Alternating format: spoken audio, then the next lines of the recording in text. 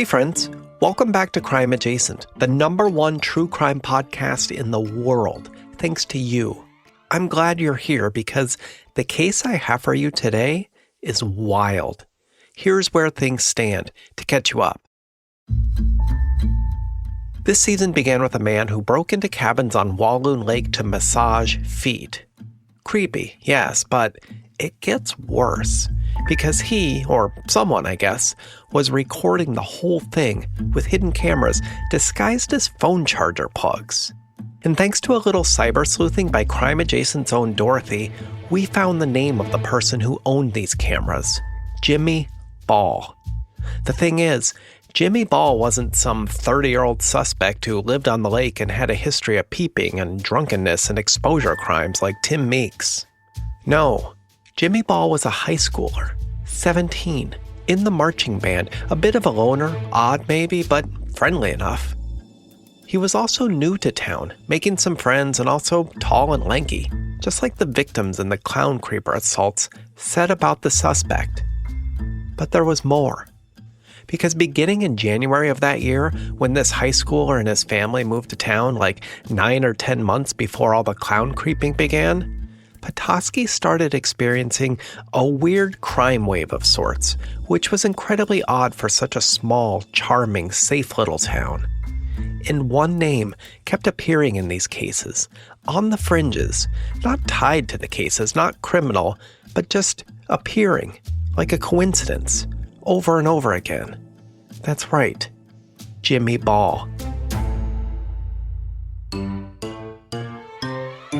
In this episode, we're going on a stakeout, and we're also diving deep into cyber flashing and digital harassment and how these two crimes began to tear the town apart that year.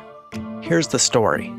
But first, for weekly live chats and information about our monthly True Crime College, head on over to the Patreon page, patreon.com/crimeadjacent, where you can join the coolest group of true crime and writing nerds you'd ever hope to find. I hope to see you there. From San Francisco, this is Crime Adjacent, the never-ending true crime thriller told weekly. I'm Chase Patrick.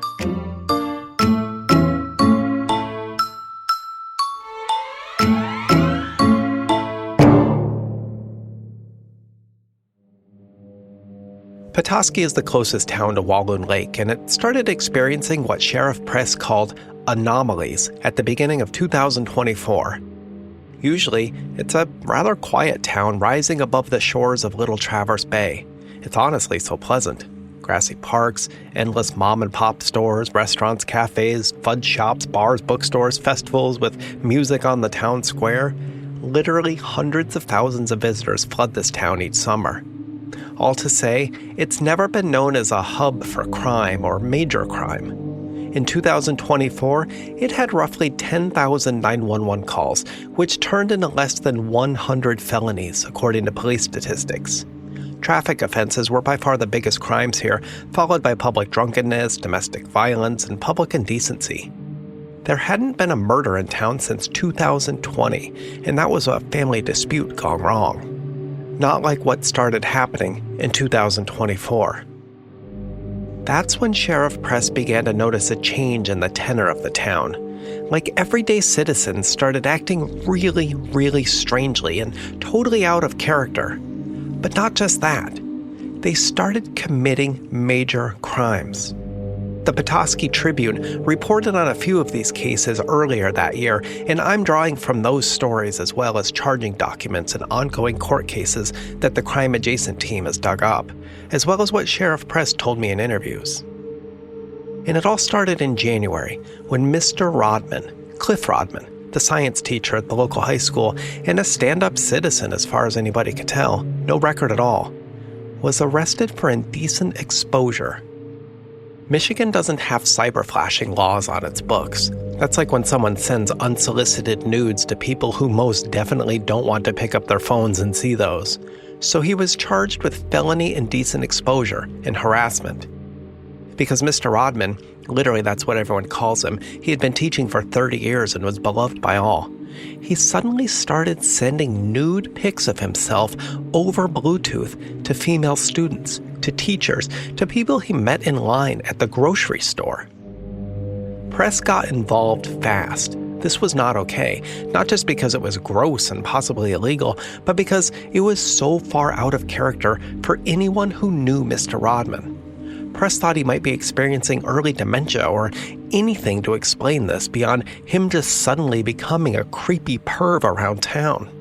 But the thing is, when Press approached him, Mr. Rodman had absolutely no idea what she was talking about. Yes, he said in a recorded police interview, he might have had a few nudes lying around on his phone somewhere, something he and his longtime husband used to do for fun, but it had been years, decades, he said. He was in his late 60s by this point, and you can find this for yourself in the police reports. He said, and I quote, "No one wants to see this old queen's baggage." But the photos kept going out. Over and over again, from his phone. At times, Press said, when he was at stores or other public places when video surveillance footage showed him walking around, clearly tinkering with his phone. Who else could it be? For his part, Mr. Rodman said his phone was hacked. That had to be it. He wasn't a pervert. He had no idea what was happening, and even tried to switch his phone and delete his iCloud photos, and still, the nudes kept coming. He kept Bluetoothing them to person after person. So with no other explanation to account for it, he was indeed spotted on surveillance footage, tinkering with his phone at the exact same time the pics went out. Press arrested Mr. Rodman. He would be sentenced to community service so long as the photos stopped. And they did, because Mr. Rodman died by suicide in June 2024, right after the high school suspended him. Yes, the proof seemed convincing enough for the county judge, but honestly, neither Press nor the school principal, Sheila O'Hara, really believed it. It was just so out of character for Mr. Rodman. O'Hara did her own investigation, and although it didn't really change anything, Mr. Rodman was still dead by this time. O'Hara said she discovered something strange, something Mr. Rodman had never done before. He had somehow gotten into the school computer system and changed the grades for 17 students. Why? She never got the chance to ask him, but 2 names on that list of 17 students stood out to her. This is when things got even more interesting. Because in June, right after O'Hara had called Press about her findings just to talk about it, O'Hara herself was arrested for embezzlement. Like Mr. Rodman, she was also a beloved community member. She was a teacher and then vice principal at the middle school. She took educational management classes online and was soon appointed principal at the high school, which had a huge marching band. That's important. In Petoskey, the marching band is like for the cool kids. It's like the breeding ground for all the musicians who would go on to play those big colleges with renowned bands like at Michigan or Ohio State. It was a big deal. They took trips all over the country for competitions. They even go to Mardi Gras every now and then. And that requires money. Lots of money. So right after O'Hara began looking into Mr. Rodman and what happened with him, some of that money began flowing not into the band bank account, but into O'Hara's. Like Mr. Rodman, she couldn't explain it. She had no idea. She didn't even have actual control over the band account. That was the band leader's job, not hers. She couldn't access it any more than you or I could. And yet, $25,000 had been making its way into her own bank account day after day for the past month. And just like Mr. Rodman, those transactions could all be traced to moments when O'Hara was seen on surveillance cameras, at the school, at stores, around town, seemingly tinkering with her phone. Like, investigators could literally show second-by-second matchups of O'Hara on her phone at the moment the transactions went through, all of which had been confirmed via forensic analysis of her phone data. It was her account. Her phone was used. She was using her phone at the time of each transaction. There was no denying it. Perhaps some of the evidence was circumstantial, but the money in her account was not. O'Hara was arrested for felony embezzlement, and as of this recording in 2025, all charges have been dropped. The why will become clear later on. O'Hara declined to comment for this story, saying only she felt vindicated, but also that she was sad for Mr. Rodman, who, like her and all the others, should never have been caught up in this case and all that happened. Did you catch that? All the others? I thought you might. Yes, O'Hara and Rodman were not alone. Shopify's point-of-sale system helps you sell at every stage of your business. Need a fast and secure way to take payments in person? We've got you covered. How about card readers you can rely on anywhere you sell? Thanks. Have a good one. Yep, that too. Want one place to manage all your online and in-person sales? That's kind of our thing. Wherever you sell, businesses that grow with Shopify. Sign up for your $1 a month trial at shopify.com/listen. Shopify.com/listen. Like I said, beginning in January of that year and continuing all the way into September, a town that specialized in noise complaints and public drunkenness soon started looking like a mob town. In February, one beloved owner of a cafe was arrested for indecent harassment or sending nudes to employees who were shocked it was out of character, just like Mr. Rodman. In May, a book clerk at the amazing bookstore downtown was arrested for felony assault. She beat up a teenager, a high school football player, just out of the blue.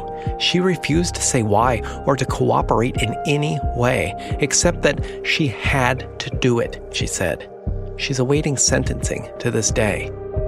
In August, a bank clerk was arrested for theft after thousands of dollars suddenly went unaccounted for. The clerk also refused to cooperate with the investigation in any way. He didn't say a single word other than he did it. He, too, is awaiting sentencing. And then there's Dorian Block, 15, extremely talented, head piccolo player for the marching band. Straight-A student, kind to everybody, like literally the kindest person you could meet, according to interviews I conducted with friends and family and others around town who knew her by reputation. She had dreams of going to the University of Michigan for the marching band, had a best friend, Emily Willis, remember that name, who said Dorian told her all her secrets and things were going great. Dorian was happy, popular, dreamed of a bright future. But in early September, just like so many kids struggling under the surface in ways we can't see, Dorian died by suicide. It was so out of the blue for everyone that her friends and parents and press and so many others in town expressed real doubts that it was suicide at all. In fact, Sheriff Press briefly opened a quiet homicide investigation after she discovered a few deleted nudes on her phone, just like Mr. Rodman and the cafe owner. But she had to drop it after a few days. She wondered if Dorian was being blackmailed. And then those photos, they disappeared. From the phone Press had confiscated, but also from the police servers and computers on which the photos had been downloaded, just gone. Press had been sheriff for 30 years and admittedly wasn't the biggest computer person in the world, but still, she had never seen anything like it and she couldn't explain it. Something was happening in town, and she had a hunch, thanks to the investigation that O'Hara had done and the weird tie-ins to phones and technology, that one of the students whose grades had been changed might be involved. Because she had several run-ins with this student. You guessed it, Jimmy Ball. He was a senior at the high school and was in the band and was known as a quiet, if a little odd, nerdy, and friendly student who was friendly enough and well-liked enough. He had mediocre grades and big dreams of playing in the Michigan University marching band, but the likelihood of that was not great. Again, nice, likable, but just mid. Through lawyers in 2025, Jimmy and his parents declined to comment for this story, saying only that they were cooperating with the investigation in every way possible and that they were sorry for what happened. Just some quick housekeeping to avoid confusion. Like I said, Jimmy and his parents declined interviews. So the interactions that I had with Jimmy in this case, and all quotes and actions you're going to hear about him, they all trace back to September 2024, the height of this case. During my time on the ground there, I interacted with him a few times. at my cabin, downtown, at his house around town. His actions are key to this case, so that's why he's quoted in his movements from September, even though he and his parents declined later interviews. That's why I'm making notes of them here. I hope that all makes sense. It's important because Press told me back in 2024, Jimmy's name kept coming up more and more in cases like this, linked in one small way or another that Press simply couldn't prove or pin on him in any way. Like, his name was one of those 17 with grades changed. Like all the other students, Jimmy told her he had no idea what had happened or why Mr. Rodman had done that. Still, Press was suspicious. Because when she was inspecting surveillance footage for Mr. Rodman and Principal O'Hara during her own investigation, there was a face in the crowd on all that surveillance footage that just kept appearing again and again. On the periphery, in the grocery store, at the bookstore, or at the cafe when these supposed phone crimes were being committed. It was Jimmy Ball. He was hard to miss. Tall, lanky, sliding in and out of frame, on his phone the whole time as well. It was odd, but nothing provable or criminal, Press told me. This was a small town. Maybe they just all happened to be in the same place at the same time. But still, she thought it was odd. That's what she said. Why was this new guy everywhere, around all the people, suddenly connected to bizarre, serious crimes? And then there was the rumor that Jimmy had tried to ask out Dorian Block. They were both in the marching band, but she had rebuffed him. Again, I need to be clear. Rumors. High school rumors. Dorian's friend, Emily Willis, said yes, it happened. Jimmy was a friend, but he also sort of creeped her out, and Dorian just didn't see him in that way. Again, nothing about this is provable or criminal or anything. It was just a series of coincidences. But having Jimmy's name suddenly pop up as owner of spy cameras inside Claire's cabin, that was a big deal. That was hard evidence, not rumors or a coincidence. Could he be the peeper? He was old enough for sure. He fit the description of tall and lanky. It was possible. So Press greenlighted the stakeout so long as Swanson was there.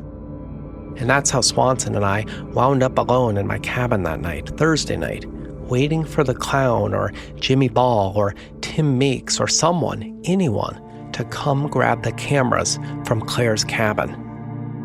And you know what? They did.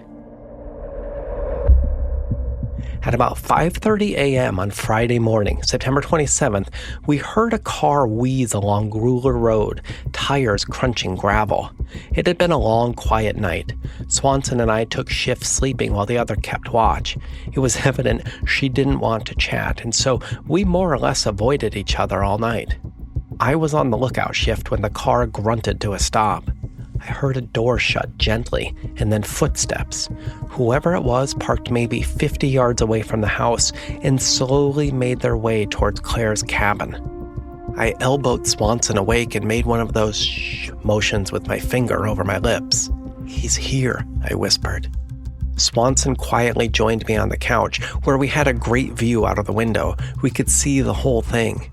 A tall, lanky man walked in a gangly fashion towards the house, stopping every now and then to look around. He stopped behind a tree, pausing to take in the scene. The coast was clear. My cabin was completely dark and the curtains were nearly drawn over our window. There's no way he could have seen us inside, watching the whole scene play out. Swanson and I both practically held our breath, not moving a muscle. Claire's cabin, or Ebony's I guess, she's the owner, was vacant and lifeless, and the only other cabin on the secluded spot off Gruler Road was the cabin on the other side, the burned-out cabin, the vacant one that looked like it needed a new owner and a serious rebuild. The lanky man suddenly moved around to the back of Claire's cabin. We could hear the crunch of footsteps on leaves and fish flies, a summer nuisance for sure. They crunched and squished as the man disappeared. Inside Claire's cabin, a pen light suddenly appeared. I assumed it was a cell phone light. We watched it flash and wobble around the kitchen. Then this light moved upstairs, just like the clown creeper had the night before. Within seconds, the light came back down the stairs and headed for the rear door. Whoever it was, the person had clearly grabbed all the cameras in the kitchen, the bathroom, the bedroom, and was now making a hasty break for the exit. Swanson and I were waiting for him at the rear door. Swanson drew her revolver and shouted, "Freeze!"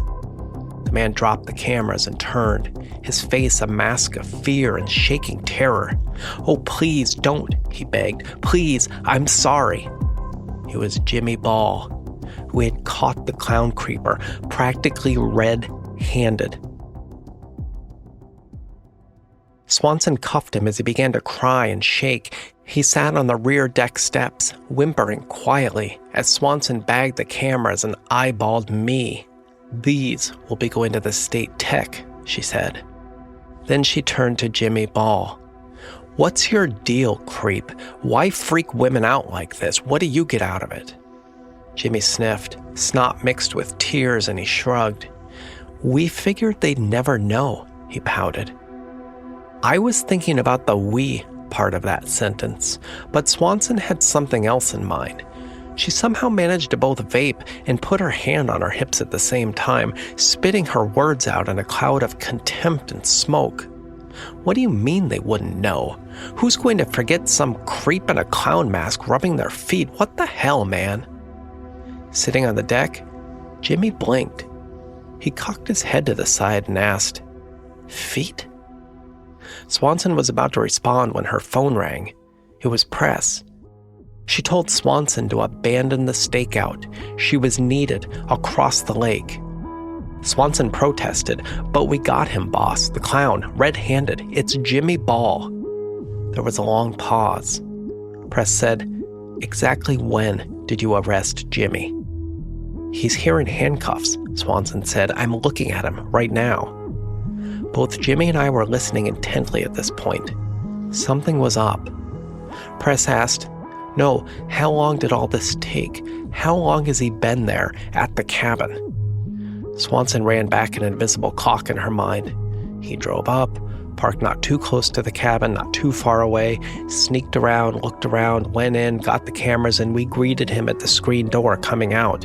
15 minutes, she said, 20 tops. Press cursed. "It can't be him," she said. "What?" "The clown creeper," Press said. "He just struck again on the other side of the lake. It can't be Jimmy. The creeper guy is still out there." I was thinking again about what Jimmy said the moment we busted him, that one part of the sentence. We.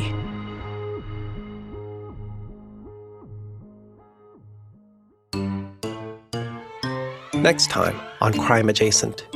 Press told Swanson to do an immediate check of Jimmy Ball. I had seen Swanson put the handcuffs on and perform a pat-down for weapons, but it seemed pretty clear he didn't have any. He was there to retrieve the cameras and get out. But Press was insistent. "It's probably not him, but I need you to check," she said. Swanson motioned for Jimmy to rise off the deck, and the lanky, sniffling teenager tried his best to stand, contorting himself into a pretzel with his hands behind his back and then grunting upwards. Press said, "I need you to check for ropes." "Ropes?" Swanson said. Press said, "Yes, like the kind used on Yuki over in Traverse. I just found the same kind of ropes over here." Don't forget to check out the Patreon page for behind-the-scenes info about this show, or to join our True Crime College, a collection of writers and true crime enthusiasts who just want to learn a little more together about profiling and crime and its intersection with pop culture.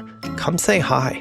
Until next week, this is Chase Patrick from San Francisco with a reminder, it's not crime, it's crime adjacent.